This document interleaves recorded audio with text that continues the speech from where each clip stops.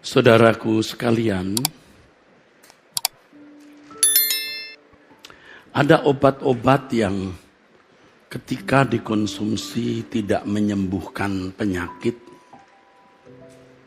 bahkan bisa berdampak sangat negatif untuk pasien yang mengkonsumsi obat tersebut. Obat itu bukan obat palsu, saudara. Tetapi obat yang dikurangi dosisnya.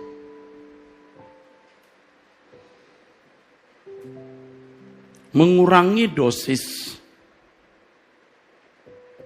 bukan hanya bisa berakibat tidak menyembuhkan seseorang, tapi juga bisa berdampak negatif.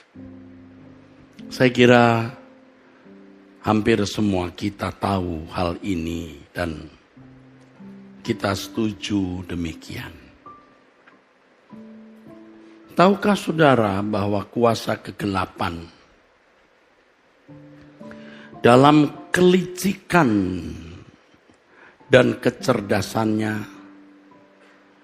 mengupayakan bagaimana kebenaran Tuhan yang menyembuhkan jiwa kita, firman Tuhan yang menyelamatkan jiwa kita, firman Tuhan yang menguduskan kita, dikurangi dosisnya. Bukan dipalsukan, dikurangi dosisnya. Kalau itu sudah berlangsung bertahun-tahun bahkan berabad-abad, orang tidak menyadari, saudara, bahwa itu suatu pemalsuan. Selain dosis dari kebenaran yang dikurangi, standar sehat rohani, standar selamat, standar hidup anak-anak Allah juga direduksi atau dikurangi. Padahal saudara, di dalam kedaulatannya Allah menghendaki agar orang percaya itu dengar-dengaran, patuh, taat. Segenapnya, seluruhnya. Karenanya firman Tuhan mengatakan, kasihlah Tuhan Allahmu dengan segenap hati, segenap jiwa, segenap akal budi dan kekuatan. Segenap itu artinya seluruh, panta, seluruh. Bukan 90%, bahkan juga bukan 99%, saudara. 100%. Kurang dari 100% tidak bisa dikatakan segenap. Bisa dikatakan sebagian, walaupun sebagian besar, tetap sebagian. Dan Tuhan tegas mengatakan, kasihilah Tuhan Allahmu dengan segenap hati, segenap jiwa, segenap kekuatan, dan segenap akal budi. Hal ini sejajar dengan yang dikatakan Matius pasal 6 ayat yang ke-24. Kamu tak dapat mengabdi kepada dua Tuhan. Harus salah satu. Tidak bisa satu mendapat porsi 80%, yang lain 20%. Yang satu 99%, yang satu 1% pun berarti dua Tuhan itu. Walaupun yang satu hanya mendapat 1%. Tuhan menghendaki hanya satu Tuhan. Jelas. Kita harus menerima firman Tuhan dengan benar di dalam terang pimpinan Roh Kudus, saudaraku. Kalau dosisnya sudah dikurangi,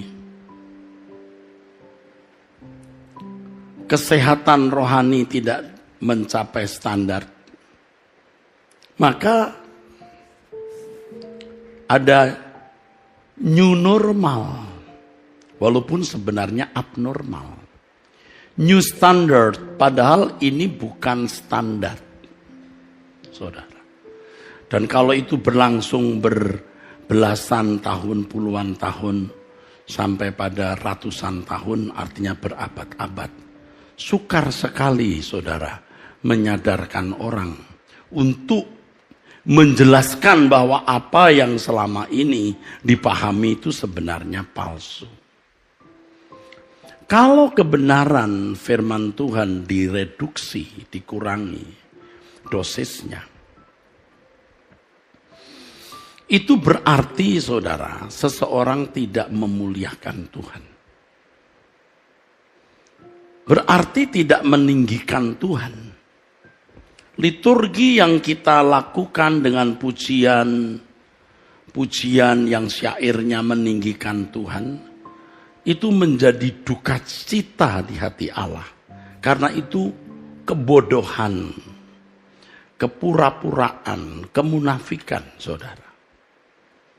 Kalau kita meninggikan Tuhan dengan benar, itu berarti kita harus mempersembahkan kepada Tuhan porsi yang Tuhan kehendaki. Porsi yang Tuhan inginkan. Karena kesalahan ini loh, saudara, maka kata sempurna menjadi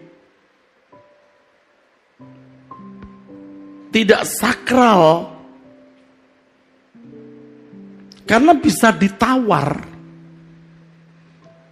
Sempurna itu sakral, tapi menjadi tidak sakral ketika bisa ditawar.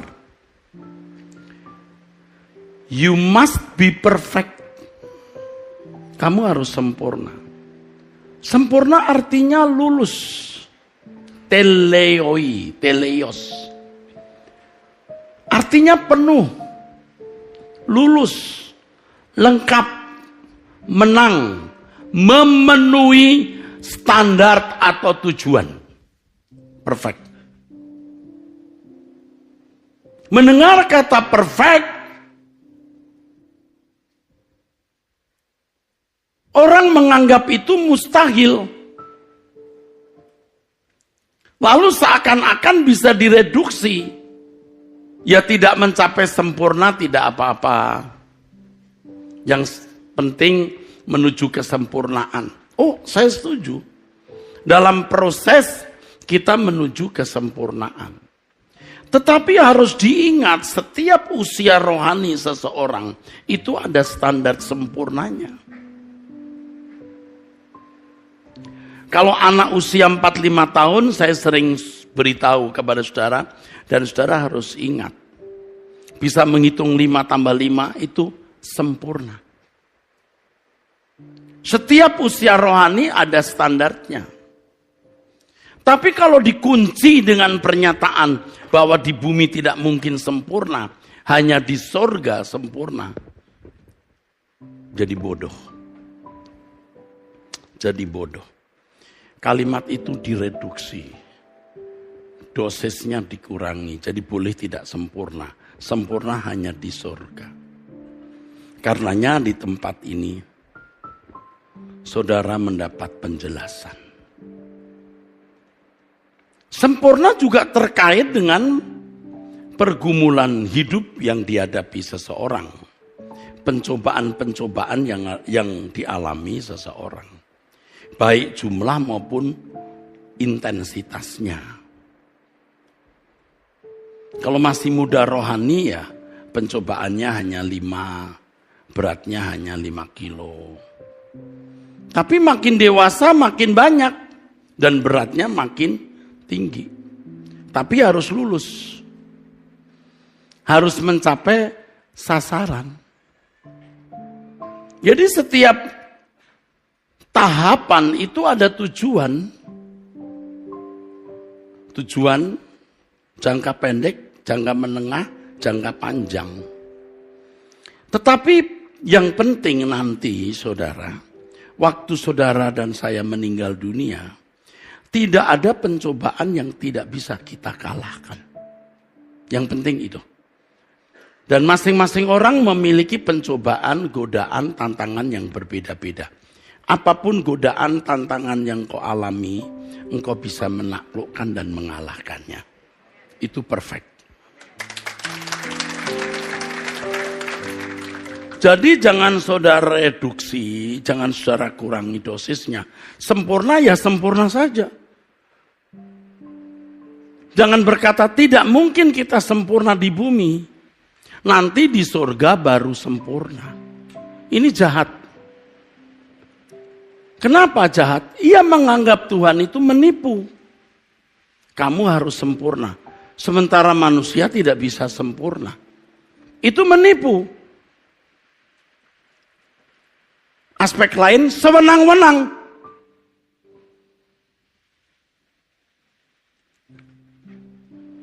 Kalau Tuhan, maksud saya kalau seseorang berkata, kamu harus sampai Bogor ya. Tetapi bensinnya hanya sampai Cibubur. Dia menipu.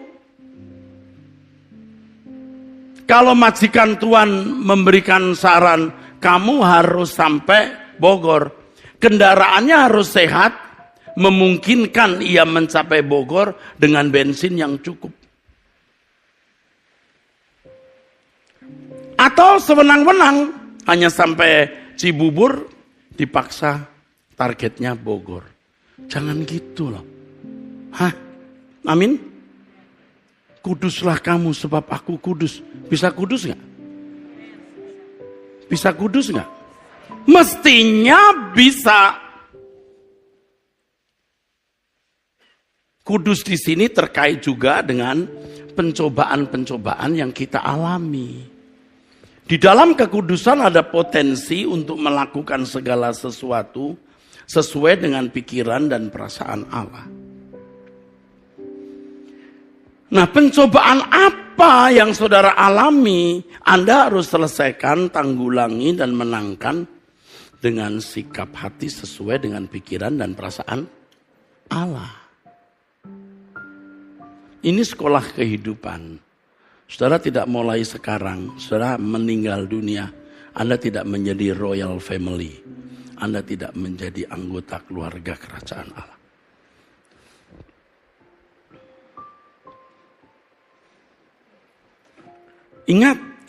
Ingat ini. Kekristenan bukan bagian hidupmu. Kekristenan itu seluruh hidupmu. Tidak boleh buat sambilan. Seluruh hidup kita. The whole life kita. For our Christianity. Untuk seluruh. Untuk kekristenan kita.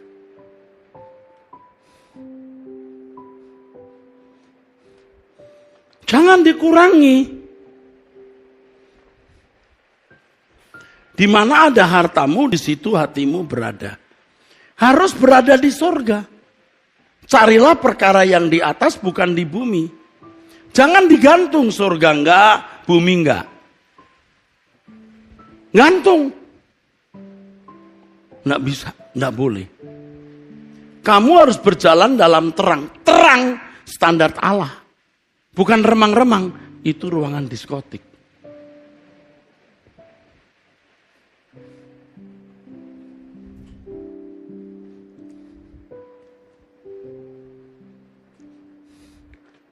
Setan membunuh spirit, membunuh gairah dengan kebiasaan mengurangi dosis.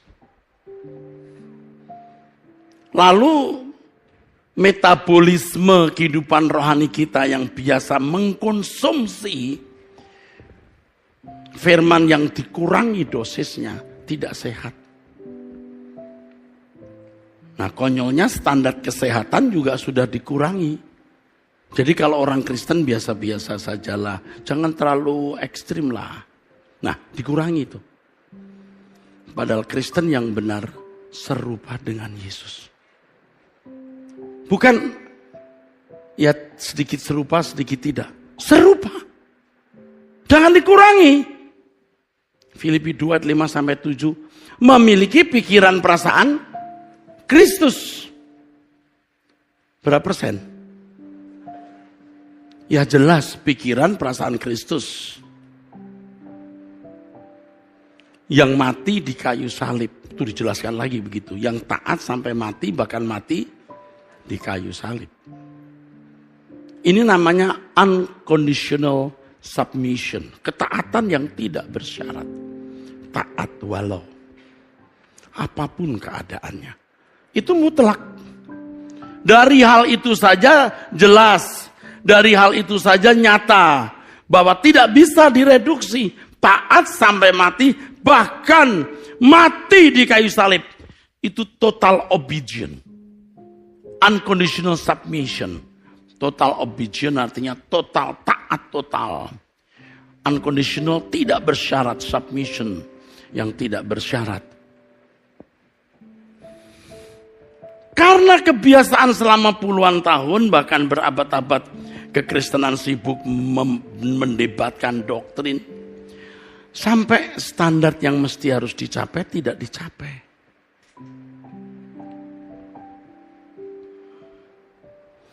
Kalau Tuhan berkata, Tuhan Yesus bukan saya. Kalau kamu berdoa tutup pintu. Betul? Saya tanya, Anda pernah tutup pintu kamar untuk berdoa? Oh pernah Pak, 5 tahun yang lalu. Kalau Tuhan Yesus memberi teladan untuk membuat percakapan dialog dengan Tuhan. Saudara juga harus membuat percakapan dan dialog dengan Tuhan setiap hari. Tapi dikurangi. Nah muncul kemudian budaya lagi yang rusak. Kasta, strata. Karena dosis tadi, lalu mulai ada strata. Ini pendeta, ini strata jemaat. Saya setuju, pendeta harus lebih dulu mengenal Allah. Harus lebih dulu hidup dalam kesucian, harus lebih dulu banyak mengalami Tuhan, supaya dia bisa mengajarkan kebenaran bukan hanya dari apa yang dia pelajari di buku atau di sekolah teologi, tapi apa yang dia alami. Saya setuju. Tapi standarnya sama. Tepuk tangan. Tapi standarnya sama. Coba lihat. Sebutan hamba Tuhan saja didominasi, dimonopoli oleh mereka yang sekolah teologi dan memiliki jabatan gereja nih. Pendeta. Ini kan sebenarnya kesalahan. Hamba Tuhan itu semua orang Kristen. Yang dulu hamba dosa. Sekarang dibeli oleh darah Yesus menjadi hamba kebenaran. Hamba Tuhan. Kalau pendeta rohaniwan, jemaat apa? Setan enggak nih? Pendeta rohaniwan, jemaat juga rohaniwan. Kalau Anda enggak rohaniwan, duniawan. Kalau duniawan, kesetanan. Paham enggak saudara?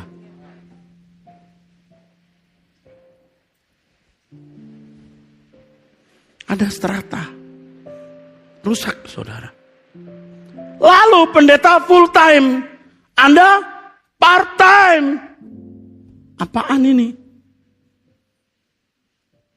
Tuhan berkata dalam 1 Korintus 6, 19 dan 20. You are not your own. Ini kalimat terus saya ucapkan. Kamu bukan milik kamu sendiri. Berarti mestinya apa? Full time. Full time jangan diukur oleh waktu. Diukur dari hati.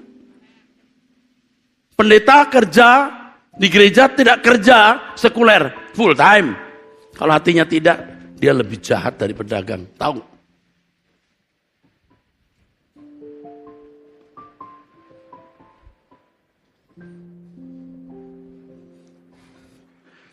Semua orang Kristen itu full time.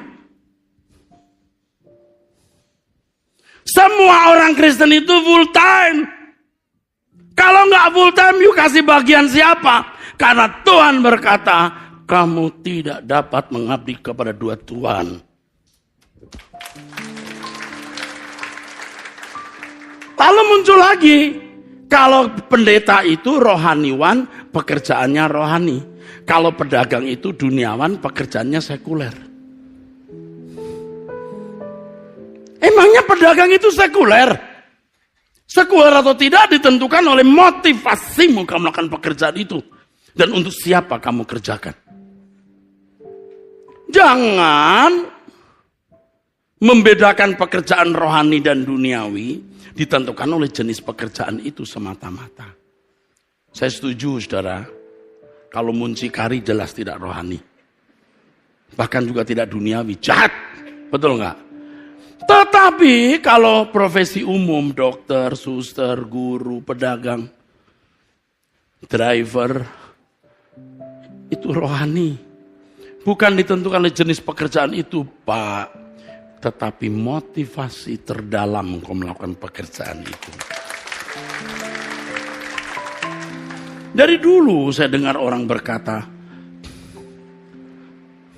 saya bukan hamba Tuhan, saya guru Pak, guru SMP. Oh, guru SMP bukan hamba Tuhan.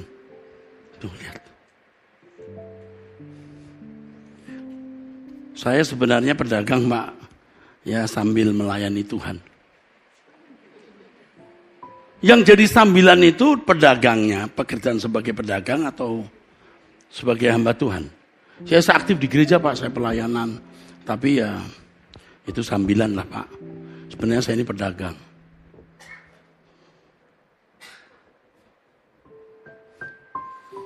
Saudara buka pikiran saudara, jangan balik lagi ke lipetan yang salah. Amin. Saudara dan saya semua kita sama hamba Tuhan. Semua kita sama rohaniwan. Semua kita full timer. Tepuk tangan.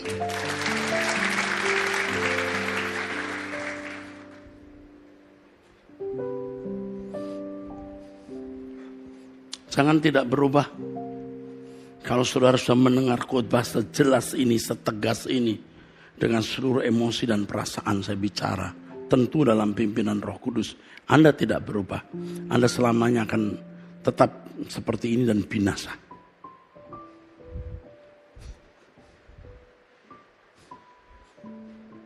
Jangan direduksi. Berabad-abad loh ini, kesalahan ini.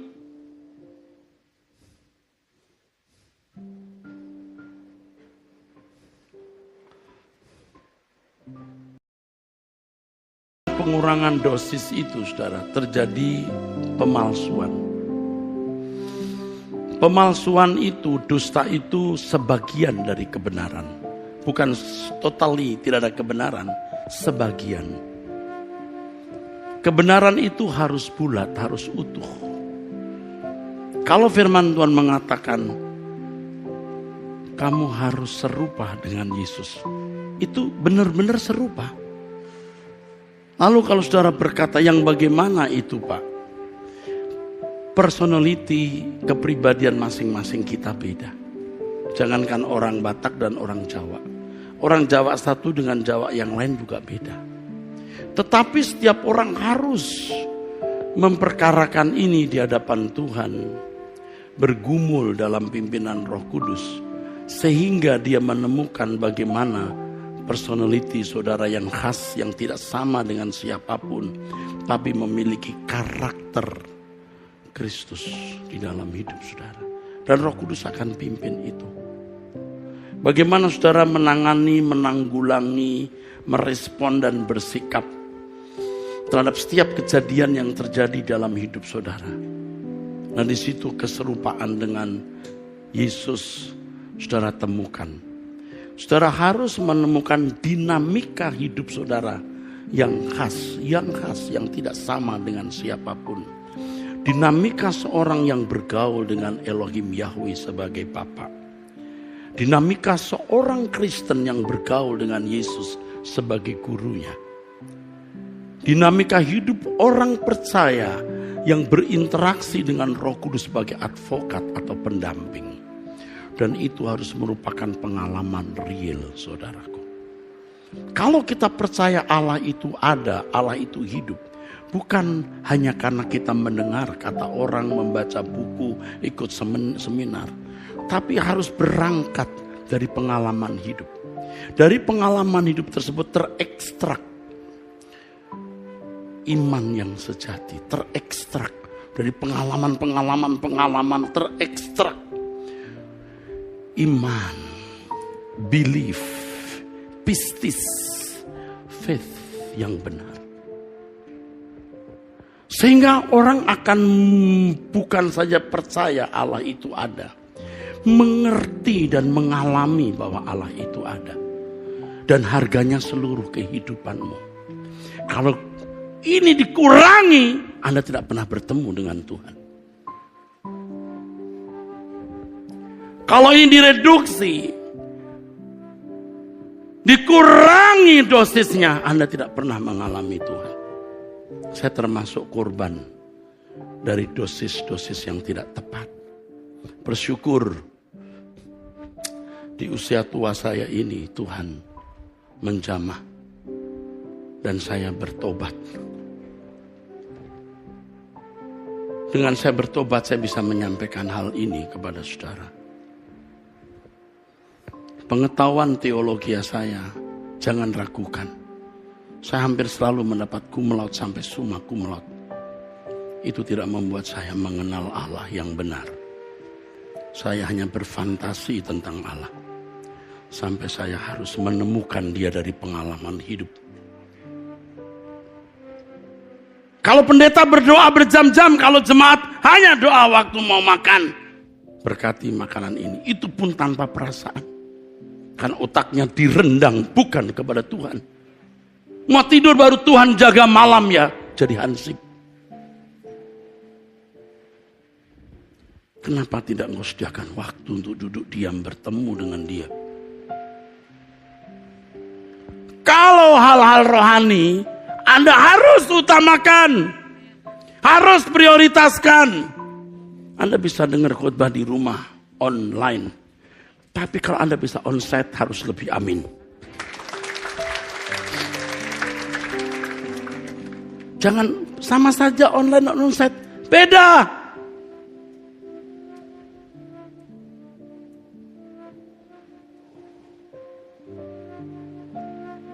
Saya mengajak saudara untuk bertobat. Amin.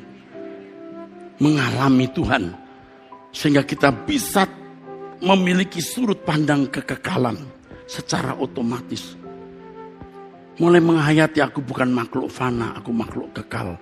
Aku bukan dari dunia ini. Dunia bukan rumahku. Kita bisa menghayatinya. Kalau kita tidak bertumbuh, kita tidak bisa menghayatinya. Kita akan terikat dengan banyak kesenangan-kesenangan dunia.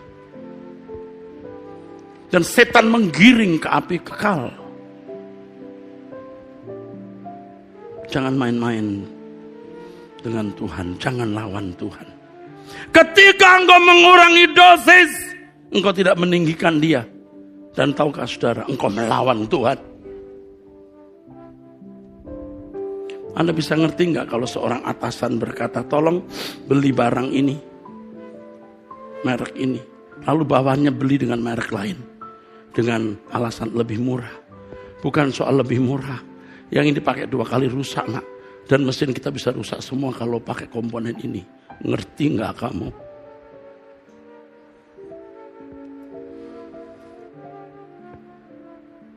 Nak tolong belikan mama beras 5 kilo, dia beli 2 kilo. Ngerti nggak mama nggak suka itu? Apalagi Tuhan. Engkau mengurangi dosis, engkau tidak menghormati Allah. Engkau tidak menghormati Allah. Dan itu bisa dikategorikan pemberontak bagi saudara yang sudah saatnya dewasa. Kalau kanak-kanak mungkin masih ditolerir. Tapi kalau kita sudah tua seperti ini, masih tidak mau tepat melakukan apa yang Allah kehendaki. Itu pemberontakan.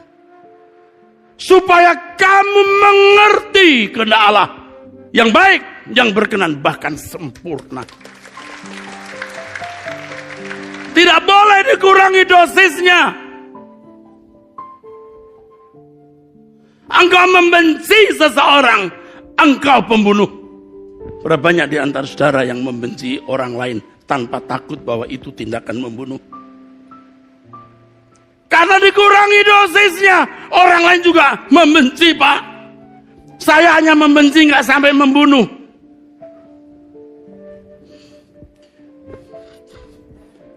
Paham nggak? Ukuran apa yang kau pakai? Kamu lihat lawan jenis, engkau mengingininya, engkau berzina. Ya Pak, mana bisa? Yang penting aku nggak pegang dia. Boleh dipegang, asal jangan diingini. Salah. Boleh dipandang, asal jangan dipegang. Salah lagi.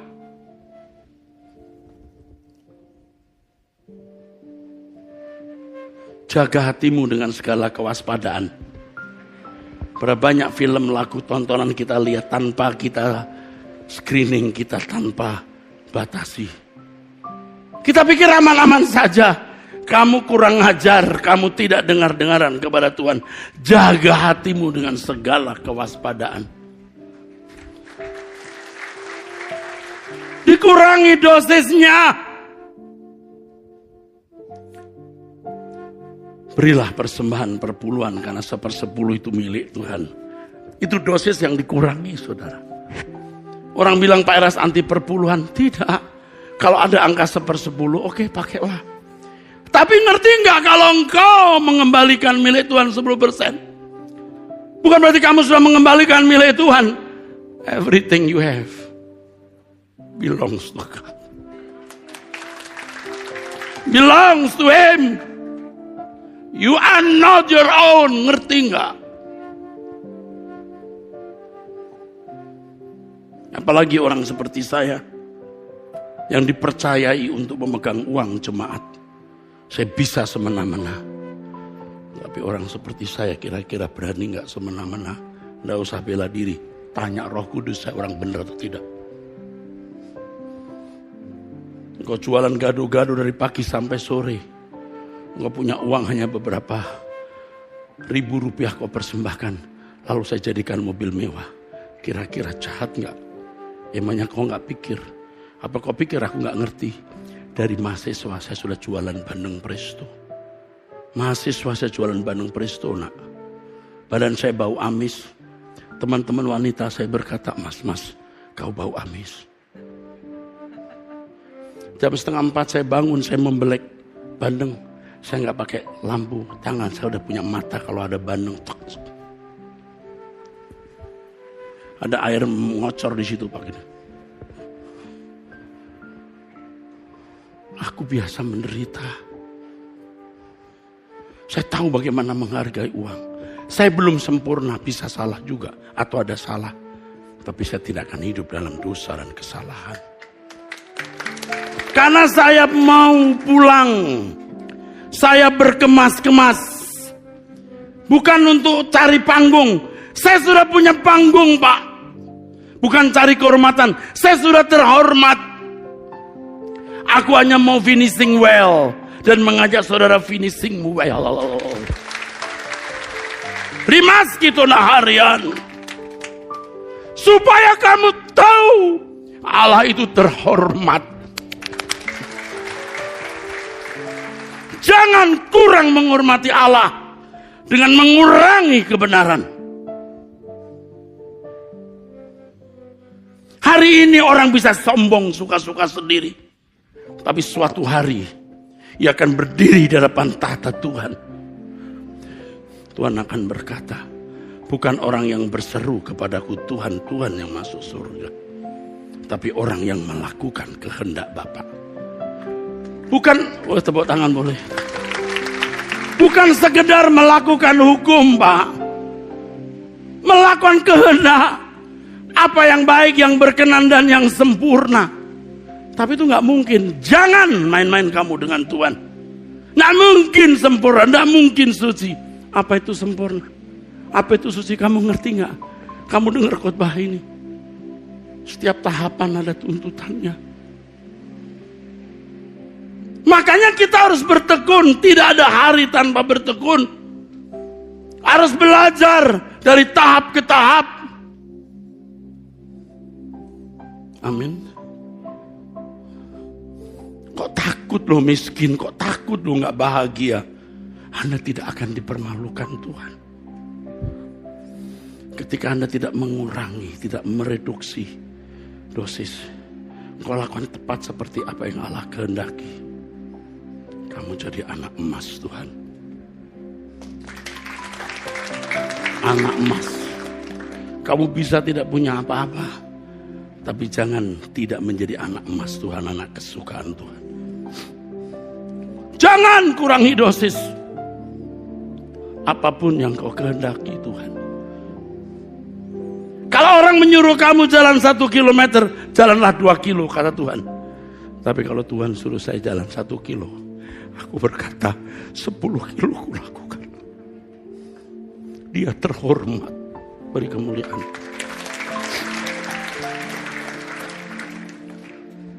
Hari ini saudara harus berubah. Saudara yang bisa mengubah diri saudara sendiri oleh pimpinan Roh Kudus. Kalau Anda tidak mau, sampai mati engkau tidak berubah. Dan ketika bertemu Tuhan, Tuhan akan berkata, aku tidak kenal kamu, dan jangan main-main. Kalau sampai Tuhan berkata, aku tidak kenal kamu. Jangan main-main kalau Tuhan berkata, aku tidak kenal kamu.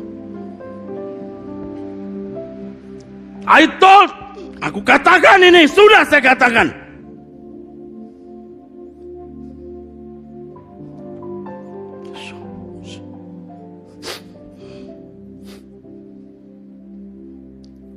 Harus ada pertobatan, saudaraku.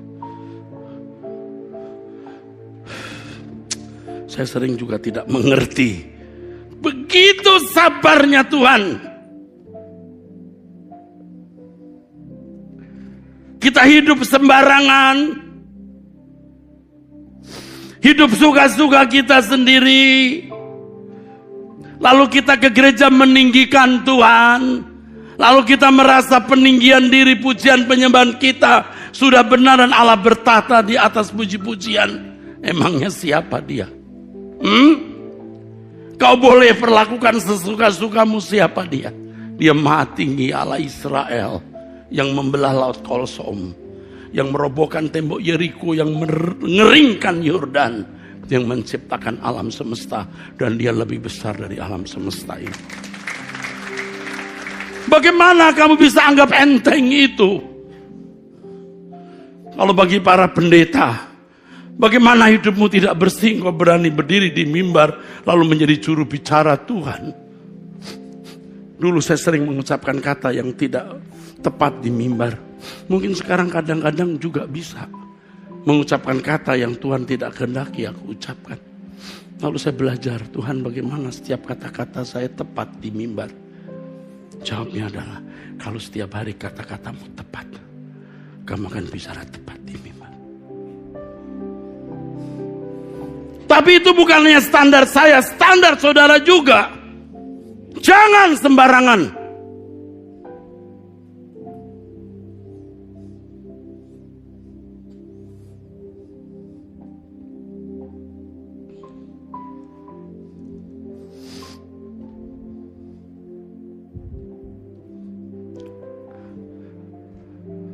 Kita menghormati Tuhan dengan mengasihi Dia dengan segenap hati, jiwa, akal budi, segenap dari hari ke hari, dari waktu ke waktu.